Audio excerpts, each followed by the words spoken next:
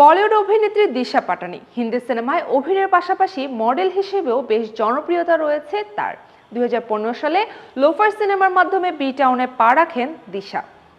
এরপর একাধিক সিনেমায় সাফল্যের সঙ্গে কাজ করেছেন, তবে এবার হলিউডে পা রাখতে চলেছেন অভিনেত্রী। জানা গেছে হলিউডের একটি ওয়েব সিরিজে কাজ করছেন দিশা। সিরিজটির নাম হলিগার্স। এতে ফার্স্ট অ্যান্ড ফিউরিয়াসের অভিনেতা টাইরাস গিবসন ও হ্যারি গুডউইন্সের বিপরীতে অভিনয় করছেন তিনি। বর্তমানে মেক্সিকোর দুরাঙ্গোতে শুটিং নিয়ে ব্যস্ত সময় পার করছেন তারা। এরই মধ্যে সিরিজটির বিহাইন্ড দ্য সিনের কিছু ছবিও ভাইরাল হয়েছে নেট দুনিয়ায়।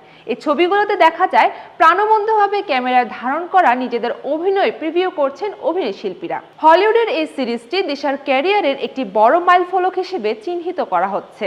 পাশাপাশি ওয়েলকাম টু দ্য জঙ্গল সিনেমার জন্য প্রস্তুতি নিচ্ছেন তিনি। এটি ওয়েলকাম ফ্র্যাঞ্চাইজির তৃতীয় কিস্তির সিনেমা। চলতি বছর মুক্তি পেতে চলেছে আহমেদ খানের পরিচালিত এই সিনেমাটি।